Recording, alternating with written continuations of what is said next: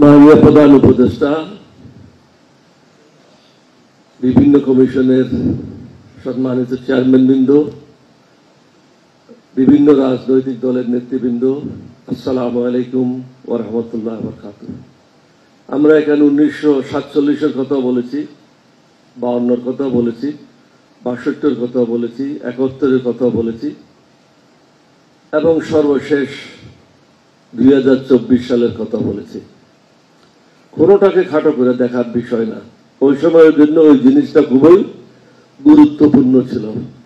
এখনকার পরিপ্রেক্ষিতে হয়তো কোনোটা বড় ছিল, কোনোটা ছোট ছিল। আমাদের মনে সবকিছু স্মরণে রেখে আমাদেরকে এগোতে হবে। এখানে দুইটা বিষয় খুবই গুরুত্বপূর্ণ। একটা হলো সংস্কার, আর একটা হলো আমরা বসে আছি খুব তাড়াতাড়ি ক্ষমতায় যাওয়ার জন্য। দুটো জিনিস একসাথে কাজ করছে।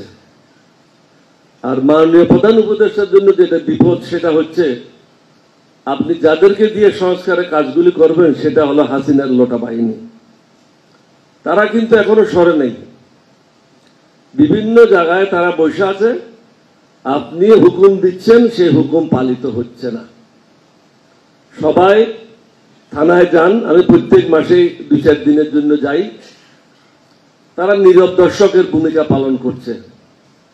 আপনি জানেন কিনা আমি জানি না, একজন ওসিকে আমি বললাম যে এটা পুলিশের সদাসর একটা নিয়ম, বিগত দিনে যত কিছু ঘটনা ঘটে যেই দলের হোক না কেন একটা রেকর্ড থাকে।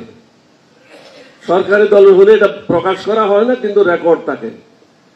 ও বললো যে স্যার 4 তারিখের পরে আমাদেরকে নির্দেশ দেওয়া হয়েছে সমস্ত রেকর্ডগুলি ধ্বংস করে দেওয়ার জন্য। সুতরাং আমাদের কারো কাছে কোনো সন্ত্রাসীদের রেকর্ড নাই। এখন যেহেতু আপনি আর্মি ডিপ্লয় করেছেন, they have to be effective. আপনার প্রশাসন কিন্তু মাঠে ময়দানে দৃশ্যমান না। আমি সামনে বলে যাচ্ছি, অনেকেই সেটা বলবে না। দৃশ্যমান না, দৃশ্যমান না, এই জন্য সবাই যাচ্ছে চলছে, ওইভাবেই একটা সময় পাস করতেছে। জিনিসপত্র নিয়ে আমি দাম বলবো না, এটা তো ডলারের সাথেই এটা বুঝতে হবে। কিন্তু আইন শৃঙ্খলা তো ঠিক করতে হবে, দুর্নীতি ঠিক করতে হবে। ঢাকা কোর্টের বড় বড় জজ সাহেবেরা পয়সা নিচ্ছে। আমার পরিচিত লোকের কাছে 15 লক্ষ টাকা নিয়ে বেল দিয়েছে। এইগুলি কি করবেন? এটা আপনি এখন সংস্কার করে কি করবেন, নির্বাচন করে কি করবেন? এই চোরগুলি যদি থেকে যায় তাহলে আমরা নির্বাচিত হয়ে আসার পরেও তো আমরা শান্তিতে থাকবো না। তাহলে এটা একটা অন্যতম গুরুত্বপূর্ণ কাজ হবে। এই সন্ত্রাসীগুলি, এই দুর্নীতিবাজগুলি, টাকা পাচারগুলিকে চিহ্নিত করে আমাদের ছেলেরা যে রক্ত দিয়েছে সর্বশেষ, এটার সাথে বেইমানি করা যাবে না। এদেরকে কঠোর শাস্তি দিতে হবে। সবচেয়ে বড় ক্রিমিনাল বসে আছে বঙ্গভবনে। অনেকে তাকে মহব্বত করে ওখানে রাখার জন্য চেষ্টা করে। এখন সংস্কার নিয়ে কথা বলতে চাই। আমি সবাই এখানে বলেছে একটা কথা, আমি সেটা প্রস্তাব দেব যে আমাদের হার্ড কপিগুলি দেন। আরেকটা অ্যাড করব, আপনি আমাদের কাছ থেকে লিখিত এটার উত্তর চান, একটা কমিটমেন্ট থাকবে।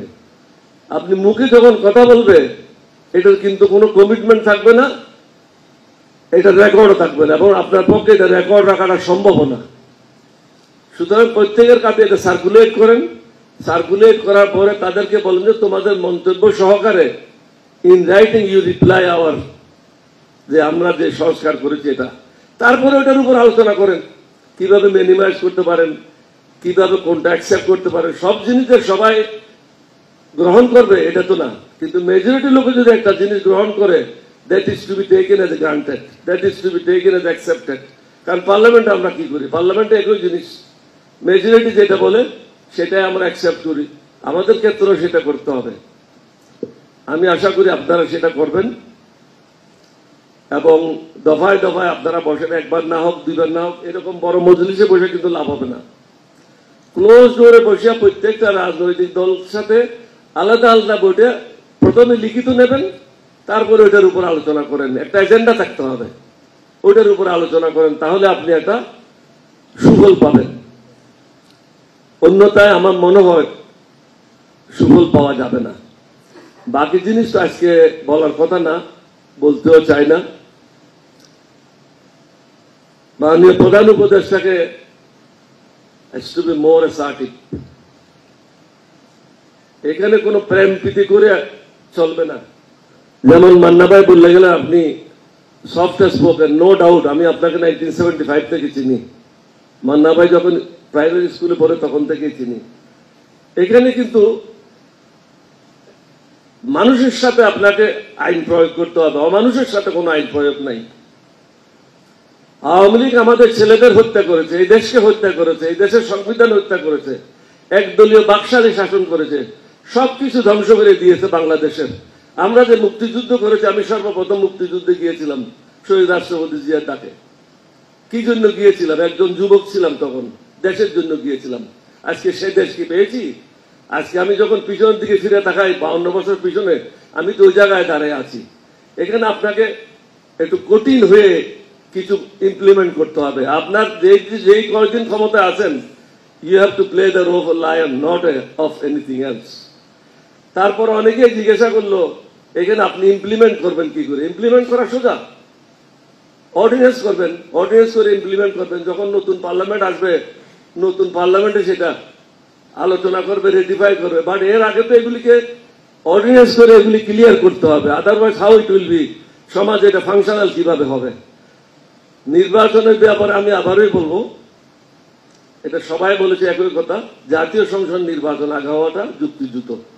কারণ তখন আমাকে নিয়ে টানাটানি শুরু হয়ে যাবে যে কাকে ইউনিয়ন কাউন্সিলের নির্বাচনে মনোনয়ন দেব, কাকে মেম্বার বানাবো, কাকে গ্রামে মারপিট শুরু হয়ে যাবে। আর আওয়ামী লীগের লোকগুলি তো লক্ষ লক্ষ হাজার কোটি টাকা নিয়ে বসে আছে। আপনি দেখছেন বিভিন্ন জায়গায় চুরি করে 15 জন 20 জন মিছিল করে আপনারা গালি দিচ্ছে, আমারে গালি দিচ্ছে, আমাদের সবাই গালি দিচ্ছে। এরা তো এখনো অনেকে লুকিয়ে যায় নাই। দ্বিতীয় তৃতীয় শ্রেণীর লোকগুলি তো এখনো আছে। তাদেরকে ধরতে হবে। তাদেরকে না ধরলে নির্বাচন সুষ্ঠু হবে না। তারা তো দানব, তারা তো মানব না। তাদের সাথে মানবের মতো ব্যবহার করে কোনো লাভ হবে না। তাদের প্রতি অত্যন্ত কঠোর এবং কঠিন হতে হবে। তাদের রাজনীতি বন্ধ করতে হবে। তারাও তো অনেকে রাজনীতি বন্ধ করেছিল। সুতরাং আমরা তাদের রাজনীতি বন্ধ করতে এত প্রেম প্রীতি কেন? কি কারণে? তারা আমাদের ছেলেদেরকে হত্যা করেছে। এটা তো কোনো অস্বীকার করার কিছু নাই। এই দেশের গণতন্ত্র তো তারাই হত্যা করেছে, তারাই তো একদলীয় বাকশাল করেছে, তারাই তো 72-এর সংবিধান করেছে। সুতরাং তাদের প্রতি, দেশদ্রোহীদের প্রতি কোনো মায়া মমতা দেখার কোনো অবকাশ আছে বলে আমি মনে করি না। সবাইকে ধন্যবাদ।